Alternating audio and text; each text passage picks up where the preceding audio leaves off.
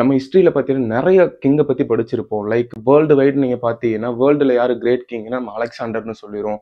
அப்படியே நம்ம கொஞ்சம் இந்தியாக்குள்ள வந்தோம்னா, தி அசோகா தி கிரேட் அப்படின்னு சொல்லிருவோம். தமிழ்நாடுக்குள்ள வந்தோம்னா, ராஜராஜா தி கிரேட் அப்படின்றோம். பட் இவங்க எல்லாமே கிரேட். கிரேட்டஸ்ட் அப்படின்னு சொல்லி ஒருத்தர் இருக்கணுமா இல்லையா? அதுதான் யாருன்னு பார்த்தீங்கன்னா, நம்ம ராஜேந்திர சோழன். யார் இந்த ராஜேந்திர சோழன்? இவர் என்னதான் பண்ணாரு? இவருக்கு எதுக்கு நம்ம கிரேட்டஸ்ட் அப்படின்னு நம்ம சொல்றோம்? அப்படிங்கறத இந்த வீடியோ நம்ம ஃபுல் டீட்டெயிலா பார்க்க போறோம். ஸோ இந்த வீடியோ நீங்க பார்த்து முடிக்கும் போது உங்களுக்கு தமிழ் மீதோ இல்ல தமிழ் மன்னர்கள் மீதோ ஒரு சின்ன அளவு ஒரு பற்றாச்சு இந்த வீடியோ பார்த்து முடிக்கும் போது உங்களுக்கு வரும்னு சொல்லி நான் நினைக்கிறேன். ஸோ ஃபர்ஸ்ட் இவர் பண்ணதை பத்தி பார்க்கறதுக்கு முன்னாடி இவர் யாரு அப்படின்னு நம்ம தெரிஞ்சுக்கிட்டோம்னா இவர் பண்ணது என்னன்னு நம்மளுக்கு ஈஸியா புரியும். இவர் யாருன்னு பாத்தீங்கன்னா இவர் சோழ வம்சத்தை சேர்ந்தவர். இவர் யாருக்கு பிறக்கிறாருன்னு பாத்தீங்கன்னா ராஜராஜ சோழனுக்கும் திருபுவன மாதேவி அப்படிங்கிற இவங்க ரெண்டு பேத்துக்கும் பிறந்தவர் தான் நம்ம ராஜேந்திர சோழன். இவரோட இயற்பெயர் அதாவது இவங்க ராஜராஜ சோழன் அவர் பெற்ற பேர் என்னன்னு பாத்தீங்கன்னா மகராந்தகன். இந்த பேர் தான் பாத்தீங்கன்னா ராஜராஜ சோழன் வச்சது. அதுக்கப்புறம் தான் பாத்தீங்கன்னா நம்ம ராஜராஜன் அப்படின்னு இப்ப எப்படி அருள்மொழிவர்மன் அப்படிங்கிறது வந்து ராஜராஜனோட இயற்பெயர். நம்ம எப்படி ராஜருக்கு ராஜன் அப்படின்னு நம்ம சொல்ற மாதிரி இந்த மதுராந்தகன் அப்படிங்கிற பேருக்கு அடுத்ததான் இந்த ராஜேந்திர சோழன் அப்படின்னு சொல்லி ஒரு பேரு வருது. ஸோ இவர் எங்க பிறக்கிறாருன்னு பாத்தீங்கன்னா நம்ம தஞ்சாவூர்ல தான் பிறக்கிறாரு. இவரை எடுத்து வளர்த்துனது யாருன்னு பாத்தீங்கன்னா நம்ம அருள்மொழிவர்மன் நம்ம ராஜராஜ சோழனோட தங்கையான குந்தவை. நம்ம பொன்னியின் செல்வன் அந்த கேரக்டர் பார்த்திருப்பீங்க. ஸோ அந்த கேரக்டர்ல வர்ற குந்தவை தான் இந்த ராஜேந்திர சோழன் எடுத்து வளர்த்தினாரு. ஸோ ஓகே உங்களுக்கு இப்போ ராஜேந்திர சோழன் யாரு அப்படின்னு புரிஞ்சிருக்கும். நம்ம ராஜராஜ சோழனோட பையன் அப்படின்னு உங்களுக்கு தெரிஞ்சிருக்கும். ஸோ இவர் என்ன பண்ணியிருக்காரு அப்படின்னு நம்ம பார்த்தோம்னா நம்ம பூர்வ தேசம் கங்கையும் கடாரமும் கொண்ட கோப்பரகேசரி ஸ்ரீ ராஜேந்திர சோழன் அப்படின்னு ஏன் நம்ம இந்த ஒரு 3 பேரை பத்தி நம்ம சொல்றோம் அப்படின்னா இந்த 3 பேருக்கு ஒரு தனித்தனி ஒரு ஹிஸ்டரியே இருக்கு. ஃபர்ஸ்ட் இந்த பூர்வ தேசம் அப்படின்னா என்ன? இந்த கங்கையும் கடாரமும் நம்மளுக்கு தெரிஞ்சிருக்கணும். ஏன்னா நம்ம நிறைய வீடியோல பார்த்திருப்போம். அவரோட ஹிஸ்டரி நம்ம படிக்கும் போதும் கூட பார்த்திருப்போம்.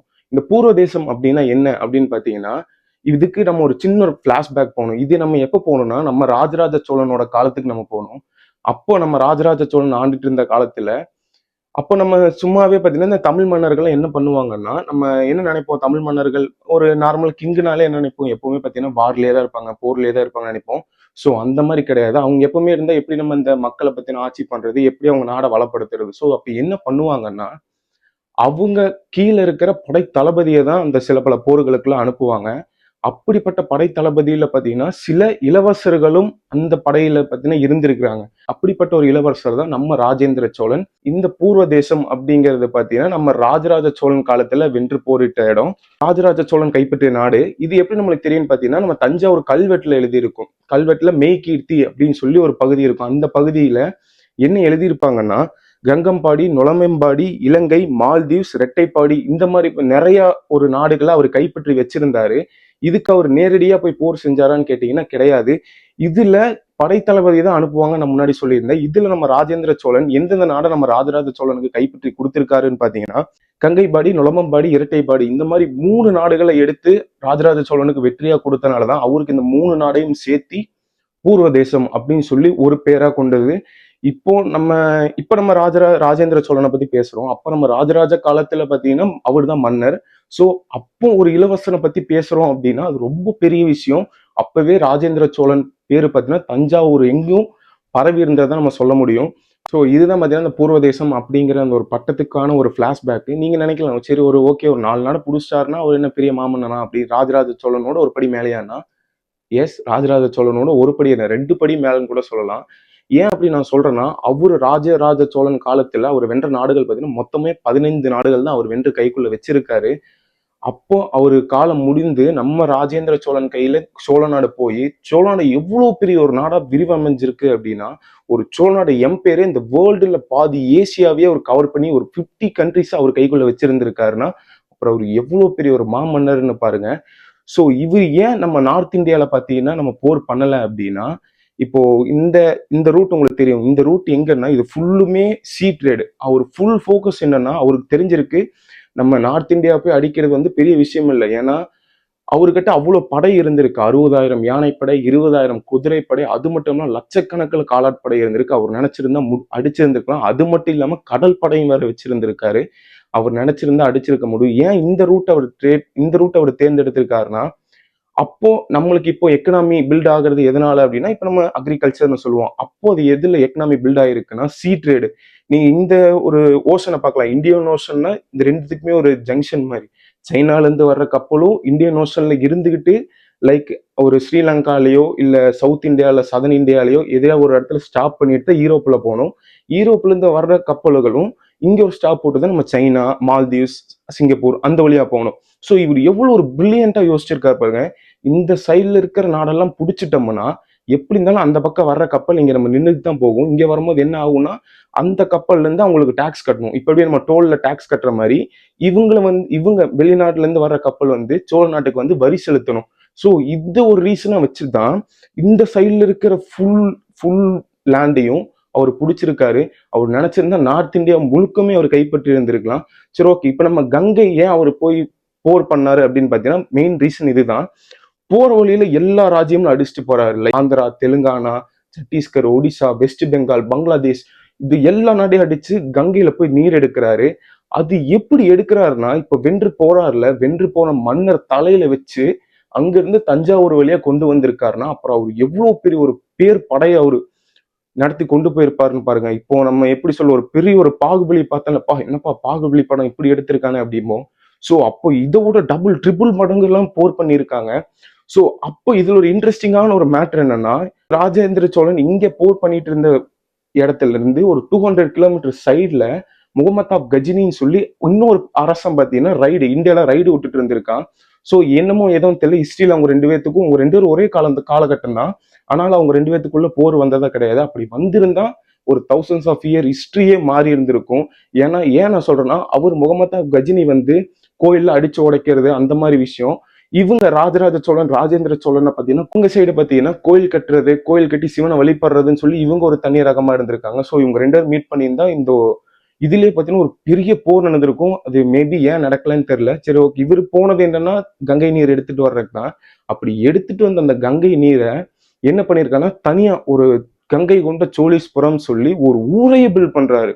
இங்க தஞ்சாவூர்ல இருந்து அந்த ஊர் அங்கிருந்து ஒரு 72-75 கிலோமீட்டர் தள்ளி ஒரு ஊரையே பில்ட் பண்றாரு. அதுவும் இல்லாம அவங்க அப்பா கட்டின மாதிரி இன்னொரு கோயிலும் அதே ஊர்ல கட்டுறாரு. கட்டி அந்த தண்ணி எடுத்துட்டு வந்த ராஜாக்கள் மூலமா அவங்க ஒரு பெரிய குளம் பெட்டினதான் சொல்லப்படுது. அந்த குளத்துக்குள்ள ஊத்தி டெய்லியும் அங்க இருக்கிற சிவனுக்கு பாத்தீங்கன்னா பூஜை பண்ணியிருக்காரு.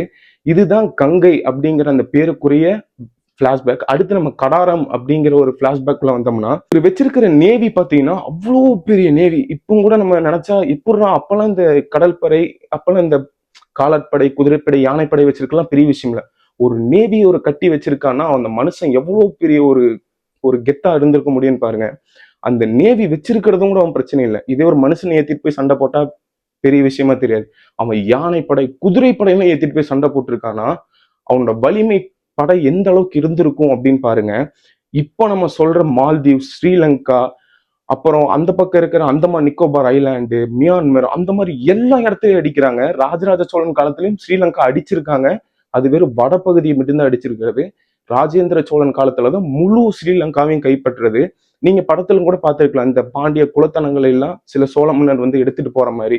லைக் அது சுந்தரமுடி இந்திரஹாரம் அப்படின்னு சொல்லி ஒரு 2 விஷயம். அது வந்து பரம்பரையா பாண்டியர்ஸ் வந்து வச்சுட்டு கொண்டு வந்துட்டு இருந்தது. அதை எடுத்துட்டு போற மாதிரி நீங்க பாத்துருக்கலாம். அதை எந்த அரசன் எடுத்துட்டு போனதுன்னு நம்ம ராஜேந்திர சோழன் தான். அதை அடிச்சு இலங்கை அடிச்சு 5ஆம் மகிழ்ந்தனை வீழ்த்திட்டு அவரை சிறை பிடிச்சு தஞ்சாவூர் போறாரு. இப்படியே ஒரு போர்லயே பாத்தீங்கன்னா பல காலம் போகுது. அப்புறம் அந்த நேவியை பில்ட் பண்றதுக்கு என்ன பண்றாருன்னா நம்ம தஞ்சாவூர்ல கடல் கிடையாது.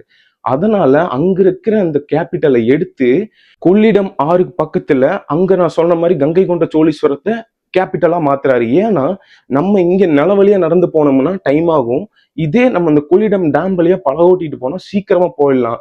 அதனால அங்க ஒரு நேவல் பேஸ் கட்டுறதுக்கும் இங்க இருந்து நம்ம நிறைய சீ ட்ரேட் பண்ணலாம் அப்படின்னு சொல்லி ஒரு கேபிட்டலையே ஒரு ராஜா மாத்துறாருன்னா அப்புறம் அந்த சீயோட அந்த லேண்ட் எவ்வளவு ஒரு முக்கியமான விஷயமா அவர் பார்த்திருப்பாருன்னு பாருங்க.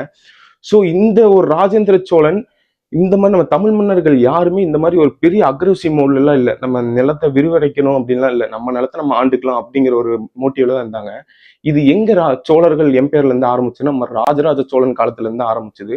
வீட்டுல நிறைய பேர் சொல்லுவாங்க பெருசு 8 அடி தாண்டா குட்டி 16 தாண்டும் அப்படின்னு. அதுக்கு சரியான ஒரு எடுத்துக்காட்டியான நம்ம ராஜேந்திர சோழன்.